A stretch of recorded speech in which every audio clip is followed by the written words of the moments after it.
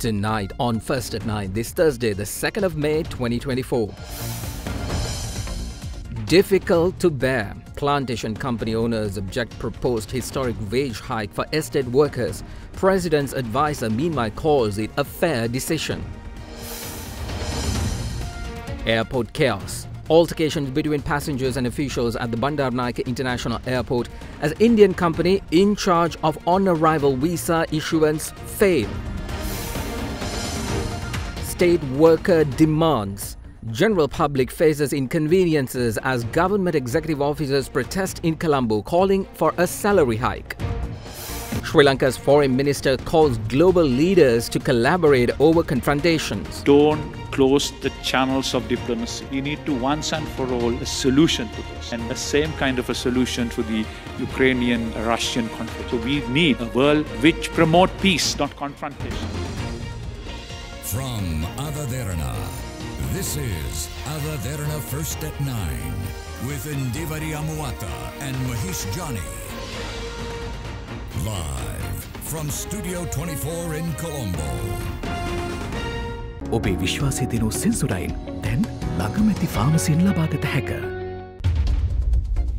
A very good evening, everyone. Welcome to First at 9. Good to see you. Thank you very much for taking the time to join us. A day of a lot of news stories occurring not just here in Sri Lanka, all around the world. Indeed, very good evening. Good evening. A very warm welcome to you and a very warm welcome to all of our viewers who have been waiting to see you on set, on the studios. Okay, so we have a number of stories to report, but especially the historic wage hike for plantation sector workers is objected by RPCs. This is a story that has been going for quite some time because, yes, the plantation workers have to get the rightful wage that they require because they do a lot of work and they have been neglected for quite some time, and the minister has been here in this studio for quite some time and been talking about that fact. And this time around the president has been very adamant that no, plantation work, the companies that is basically employing them has to pay the real wage. And these are our export earners, those who are on the ground. Absolutely. But I think the plantation companies too have their woes. So a discussion is set to happen soon, but the outcome will determine whether the plantation companies continue to pay them the current wage or this historic wage hike will be in effect. At the same time, pro-Palestinian protests in the US, the campus protests, now these encampments. It reminds, I mean, what is very interesting here in the is the narrative that is being said by the US media. Now, we experienced something similar 2 years back, and when that was occurring and when officials were taking steps in order to make sure that law and order was, taken care of, especially the US media used to say, no, you can't do that because apparently they're fighting for their rights and all. But this time around, it's a different story in New York where completely different, and the media continues to say, nope, they are civil disobedience. So whenever it is convenient for them, they change the narrative. So police have moved to remove these encampments and they've charged with, I think, more than 13 counts. The people who took over the hall that was in the Columbia campus was basically charged with 13 counts of disobedience, and there were other items as well. We also have a story of Foreign Minister Ali Sabri, who's telling the rest of the world that confrontation should be avoided, collaboration should be ensured, and solutions to these global conflicts should be found without trying to give reasons to these conflicts. I think that's what we should all strive for.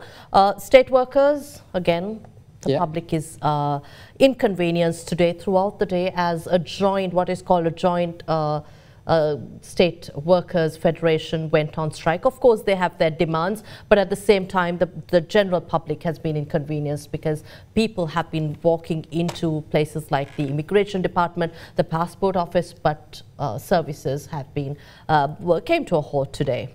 Indeed. So lots of stories to bring to you. There's an interesting story that is occurring at the Bandaranaike International Airport as we speak. We will bring that story to you shortly. But before that, we begin with our top story tonight, which is about the plantation wage hike. Now, the Planters Association of Ceylon are objecting the proposed wage increment of 1,700 rupees for tea and rubber plantation workers. The historically high wage increase was announced on May Day by President Ranil Wickremesinghe.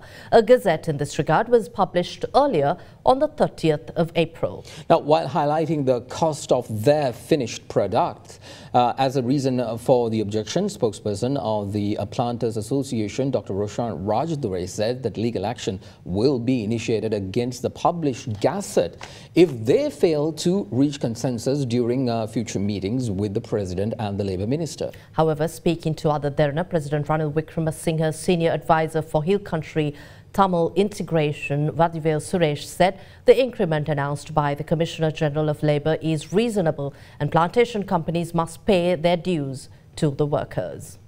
On the 30th of April, a Gazette Extraordinary was issued by the Commissioner General of Labour, increasing the daily wage of workers in the tea growing and manufacturing trade and the rubber growing and raw rubber manufacturing trade to 1,700 rupees. It included a daily wage of 1,350 rupees and a special daily allowance of 350 rupees. Apart from the 1,700 rupees, workers who pluck an additional kilogram of tea or collect a kilogram of latex are entitled to receive another 80 rupees. According to the Commissioner General of Labour, objections to the proposal will be received until 12 noon on the 15th of May 2024, and parties who expect to object are instructed to submit their objections in writing.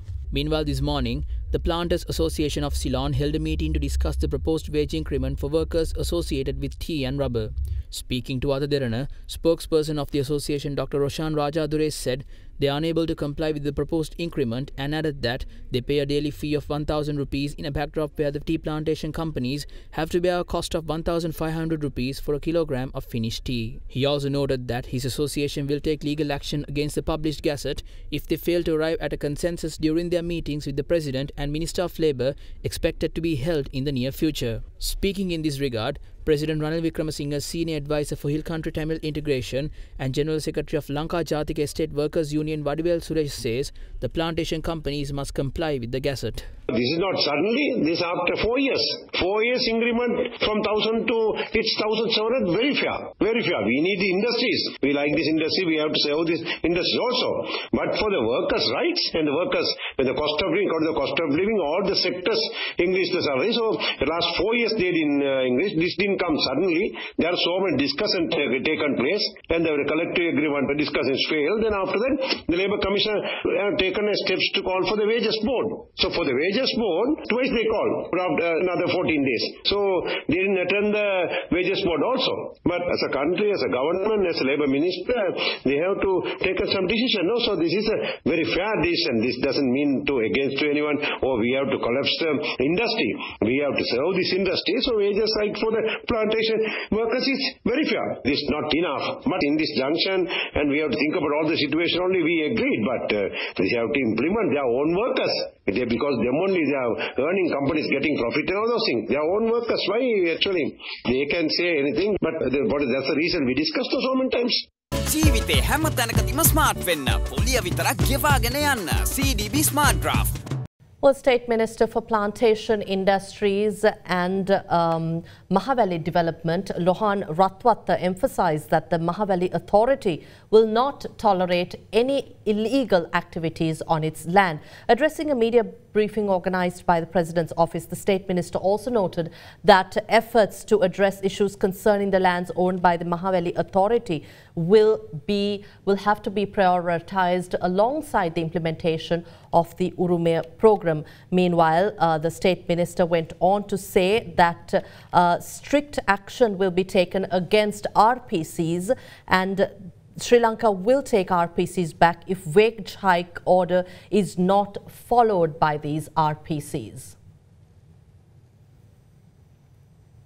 Well, that story is continuously developing, and obviously we will bring it to you as and when we have more development on that fact. But let's get you to the Bandar Naik International Airport.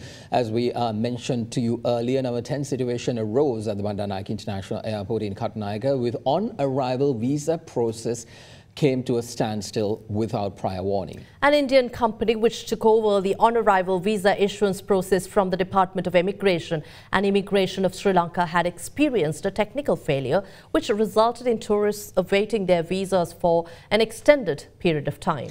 This is in addition to a discrepancy reported in charges levied by the company in question on tourists seeking on-arrival visas to Sri Lanka. Disgruntled passengers were seen getting into an altercation with officials of the Indian company, while the questions were also raised as to the rationale behind the outsourcing of visa issuance process to an Indian company. The on-arrival visa issuance facility for incoming tourists at the Bandar Naik International Airport, introduced in 2012, was operated with the oversight of the Department of Immigration and Immigration. The facility provided 30-day visit visas at $20 for passport holders of SAARC countries and at $50 for tourists of all other nationalities. Meanwhile, on the 17th of April, the Department of Immigration and Immigration announced its partnership with an Indian firm to introduce an online interface for the visa application process. We have entered into a contract with VFS Global to create an online visa application platform. At the moment, the company is only responsible for the maintenance of the website and accompanying call center. However, in addition to the online visa application facility, the visa issuance process itself was taken over by the Indian firm starting yesterday. The company, in addition to the standard visa charges, had begun to levy a service charge of $25. Notably, the $25 fee had also been imposed on tourists holding passports of 5 countries, including India, China and Russia, which were exempt from visa charges. The service charge had also been imposed on passengers entering the country temporarily in order to transit to their final destinations. Amidst this process, the visa issuance process reached a standstill last evening due to a system malfunction resulting in extended queues. Tensions arose between disgruntled passengers and officials of the Indian company.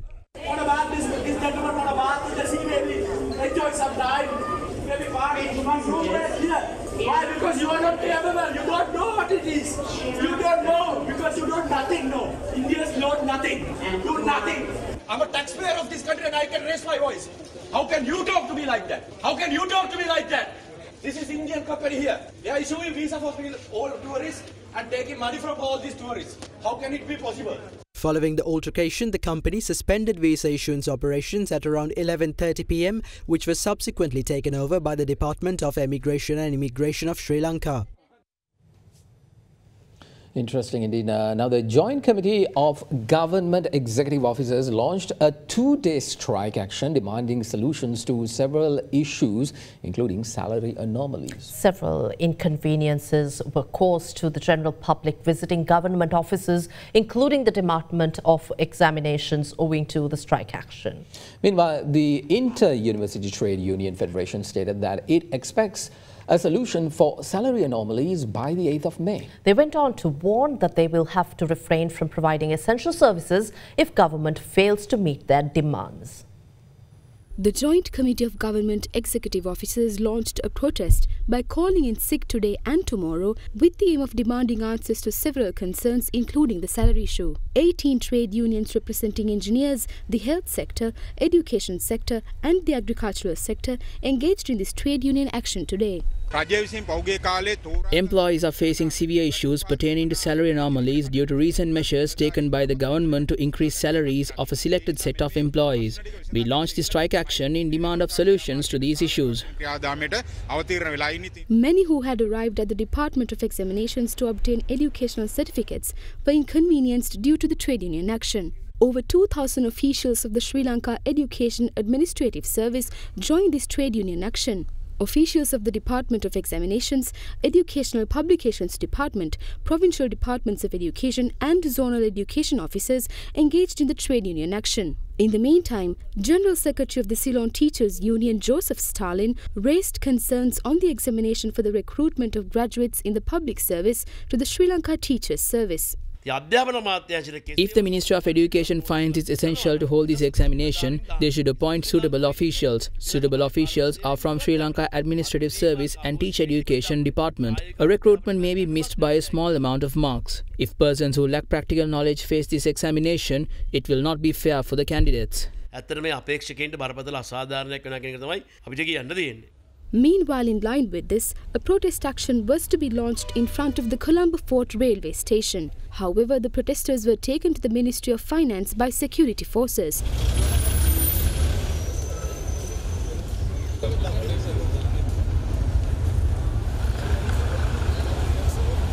The demonstrators engaged in a protest near the Ministry of Finance for around 3 hours.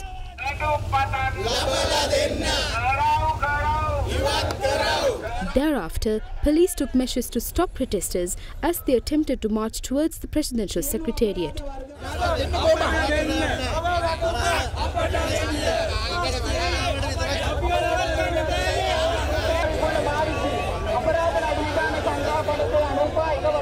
Those who engaged in the protest, which went for a span of 3 hours, dispersed without a solution to their demands.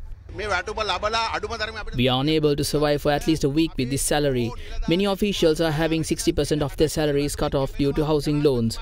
We question the President if it is necessary for these officials of the executive grade to take to the streets like this. Why are the requests of these officials of the executive grade being disregarded?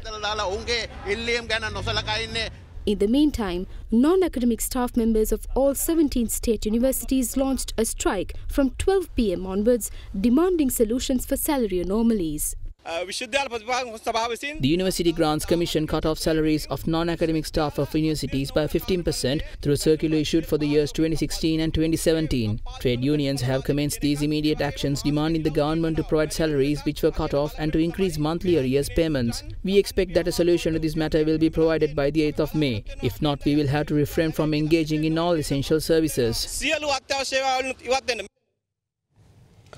While speaking at the inaugural session of the World Economic Forum in Saudi Arabia, Minister of Foreign Affairs Ali Sabri presented the Southern perspective on the state of relations between the Global South and the Global North. The Foreign Minister highlighted that the Global North must back up the demands it makes on the Global South, while an equivalent amount of economic and technological support. He also called on all world leaders to unite in finding solutions for ongoing global conflicts and stressed that a world which emphasizes collaboration over confrontation will benefit all nations.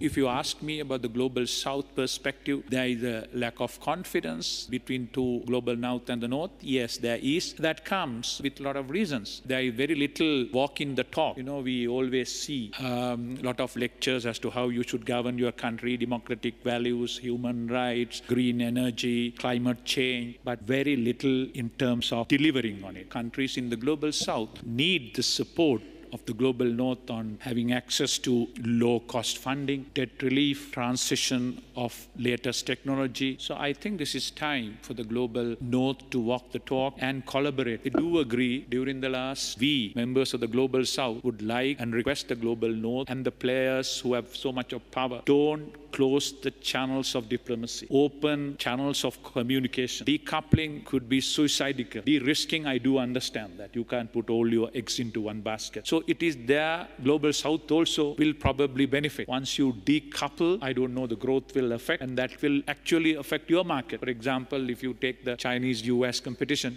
one of the biggest market for one of the proudest product of iPhone is in China. So China growing is good for the US also and some of their products. So therefore, what we would urge as Global South, that people who matters and the powers who matter sit and talk about it and avoid double standard. We always take up this position, and I always advocated the two-state solution to the Israeli-Palestinian conflict, because that's the underlying problem. Until you resolve that and give effect to the 1967 UN resolution of two-state solution, you will probably have a short-term pause, but it will recur with even greater vengeance. So we don't want that. We need to once and for all a solution to this, and the same kind of a solution for the Ukrainian-Russian conflict. So we need a world which promote peace, not confrontation, which collaborate, which compete, but not confront each other. That's the perspective of the Global South whenever we talk to our friends in the Global South.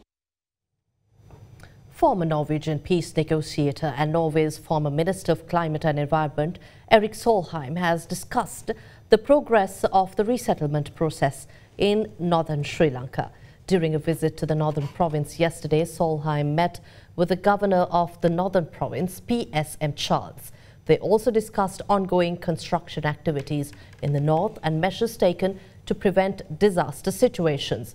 Erik Solheim, who is currently President Ranil Wickremesinghe's international climate advisor, visited the north for an observation tour of the Mandathiyu mangrove ecosystem in Jaffna yesterday. He highlighted the importance of preserving the mangrove ecosystem in the northern province. Solheim said steps needed to be taken to identify how these can contribute to preventing of disasters such as floods and improving the habitat of marine species.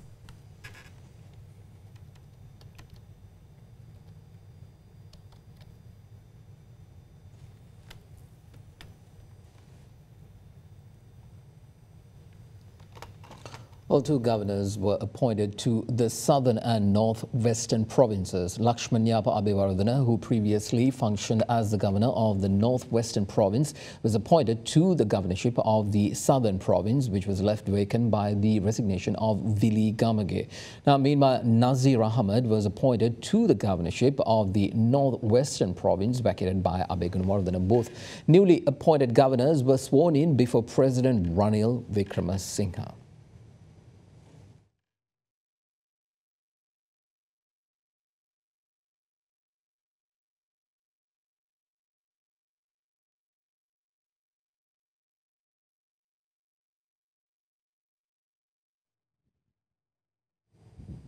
The National Hazards Early Warning Centre of the Department of Meteorology has issued a heat index advisory for tomorrow for several areas of the island. According to the Met Department, the temperature felt on human body is expected to increase up to extreme caution levels of between 46 to 52 degrees Celsius at some places in the northern and north-central provinces and the Batticaloa and Trincomalee districts. Meanwhile, at some places in the western, Sabaragamuwa, southern and northwestern provinces and in the Gampaha and Ampara Monaragala districts, the temperature felt on the body is expected to increase up to caution levels of between 39 to 45 degrees Celsius. The Met Department advises the public to limit outdoor activities, stay hydrated and wear white or light-coloured clothing in order to avert the adverse effects from the heat. A consignment of narcotic substances with a street value of around 150 million rupees were found during a raid conducted by the Police Special Task Force near the Sri Javadanapura University in Nugegoda today. It was revealed that the narcotics in question are suspected to belong to an organized criminal under the alias Dubai Kapila. With that, let's take a look at more on this and other local news in brief. A total of 13 kilograms of heroin, 6 kilograms of hash, 500 grams of cocaine and 1.5 million rupees in cash were seized following a raid carried out near the Sri Javadanapura University today. Police suspect the drug racket to have been in operation for a period of nearly 2 years, where narcotics provided by organized criminal Dubai Kapila were distributed in Sri Lanka. 2 suspects, including a female in possession of the cash in question, were arrested by the STF along with the car used to transport stocks of narcotics. It is further suspected that so far, over a ton of narcotic substances have been distributed island-wide. In the meantime, a drug racket operated by the son of an entrepreneur in Ahaliagoda was uncovered by the police yesterday. Numerous types of narcotic substances such as kush, hashish and cannabis were seized by police during the raid. In other news, a police constable who had been thieving batteries of parked vehicles in Piliyandala was taken into custody in Miriswatha yesterday. A stash of heroin and vehicle batteries worth around 500,000 rupees were found in the police constable's possession. It was also revealed that he had been selling the stolen vehicle batteries for a low price and buying narcotic substances for his consumption.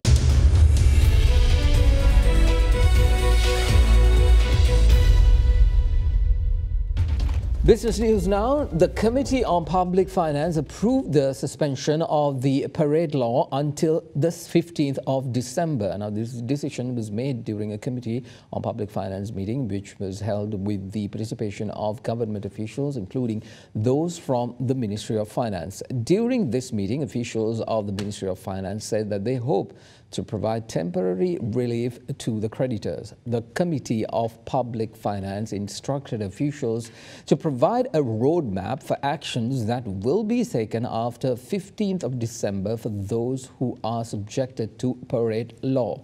Also, the committee recommended that all parties who conducted business with banks subject to parade law should be given a fair opportunity to negotiate with the banks. Meanwhile, the committee also gave approval for the orders under the Foreign Exchange Act number 12 of 2017.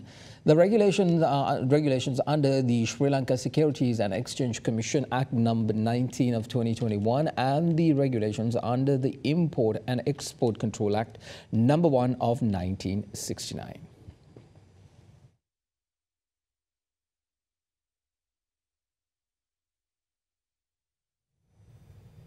Well, Sri Lanka recorded a $1.13 billion merchandise export performance in March this year.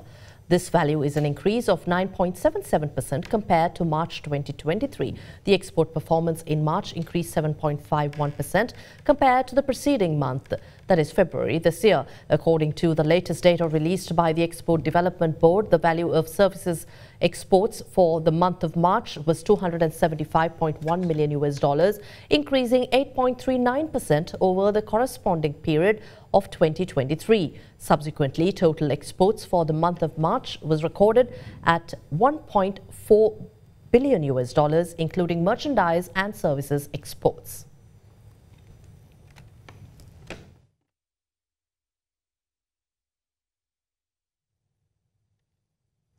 Colombo Chief Magistrate Derana today ordered the directors of Onmax DT, a private firm believed to have been operating a pyramid scheme, to prepare and submit to the court a process to pay back the investors who had invested their money in the company. Now, when this plaint was taken up at court today, the 4 directors of Onmax DT, who were released on bail recently, also appeared before the court. The Chief Magistrate issued the order following the consideration of facts presented before court today.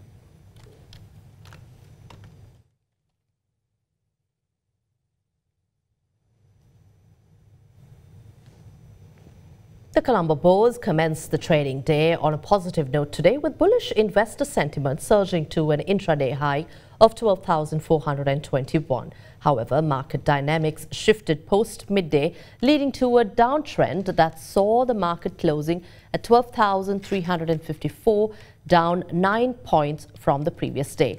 Notably, the banking sector counters including H&B, Sampath and NDB exhibited reduced activity, contributing to the negative trend observed. The day's turnover totaled $3.1 billion, marking a 19.7% decrease from the previous day. However, trading volumes reached the highest seen in 4 weeks, backed by increased interest on penny stocks. Meanwhile, today's turnover marked a 13.1% increase over the monthly average of $2.7 billion, with Haley's dominating the daily aggregate turnover, accounting for 13.6%, while JKH contributed 7.9%, particularly following its partnership announcement with Melco. The capital goods sector emerged as the leading contributor, comprising 3.4% of turnover, followed closely by the combined contribution of the diversified financials and materials sectors, which amounted to 29%. Foreign investors remain net sellers with a net outflow of 93.2 million rupees, indicating their cautious stance in the market.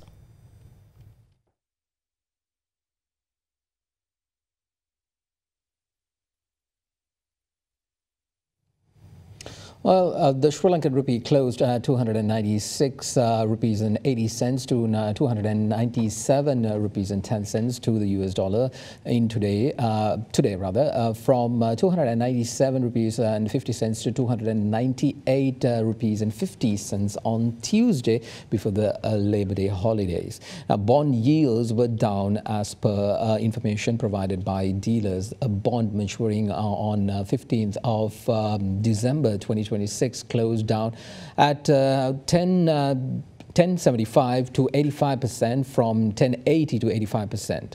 With that, let's take a look at the rupee exchange rates for the day today.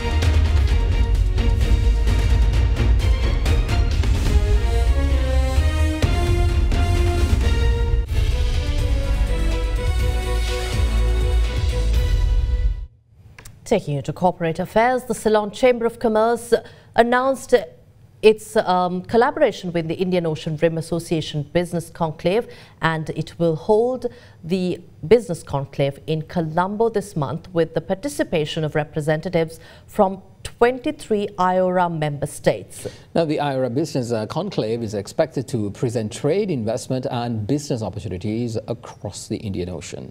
With that, here's a look at more corporate affairs in brief.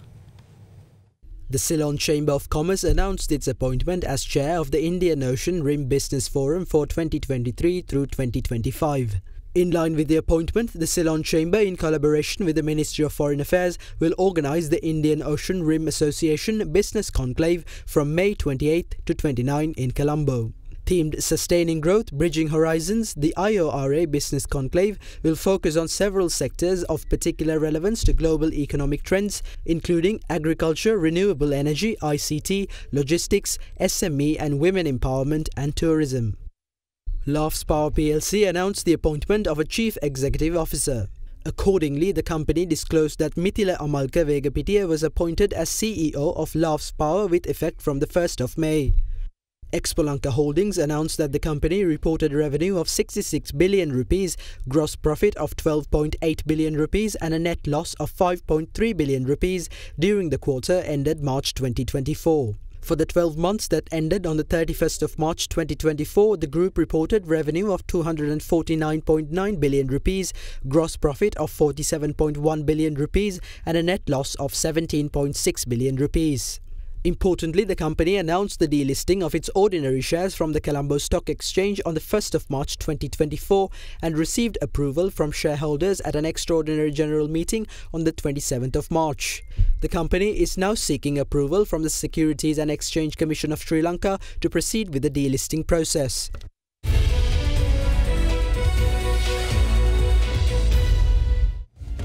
Well, that'll do from all of us here at First at 9. Thank you very much for joining us. I'm Mahesh Johnny. And I'm Indivari Amwatha. We'll see you again tomorrow at the same time. Have a pleasant evening. Good night.